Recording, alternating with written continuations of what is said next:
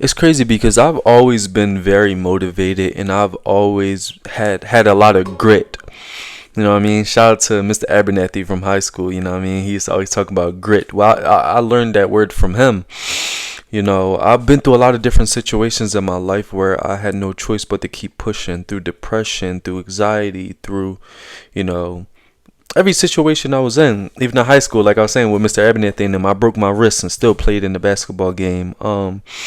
In my life, I'm just a go, go, go, go type person. You know what I mean? Definition of perseverance. Check out my book on Amazon.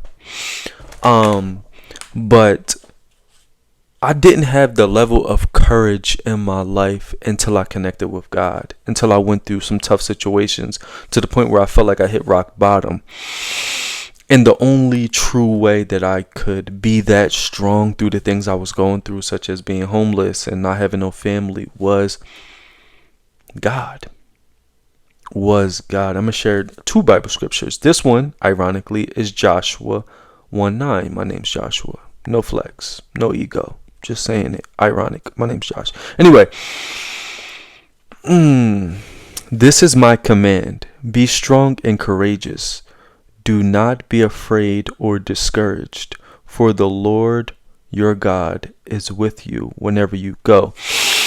I remember I was on the train in California, had my duffel bag, had my whole life in my bag, my birth certificate, social security card, whatever the case may be. Everything. You know what I mean? My book. Check it out. Say no.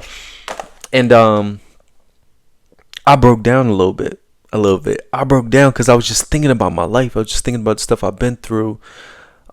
Thinking about like what's next. Like I don't know how I'm going to get out of this situation or whatever the case may be.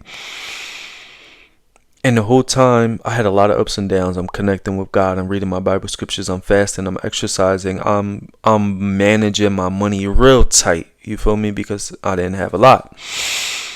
And the whole time, like I said, growing up, I've always had that motivation, that perseverance, that grit.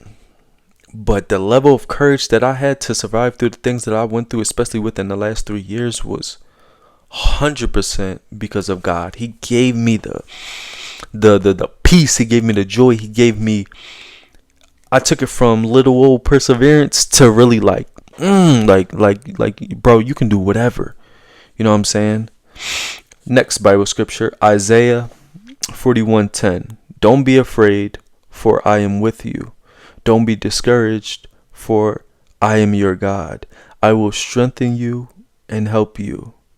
I will hold you up with my victorious right hand. You know what? As soon as it just hit the spot, as soon as it said, I will help you, because it was so many instances in my life within the past 3 years, you know, lining with God and going no contact with my narcissistic family and stuff like that, that things were falling into place that shouldn't have been, in a sense. And I would be sitting there like, it has to be God. I documented a lot of it on social media, and some of it's in my book, but situations were happening left and right that was out of my control. And I feel like throughout this journey, that's when I learned that none of this is really in my control. This is God's path. I'm just walking it, and He giving me free will to go left and right, but I'm still steady on His path. And now the more that I become more obedient, follow my Bible scriptures, do whatever I got to do in order to keep myself aligned, fasting, whatever the case may be, it allows me to, you know,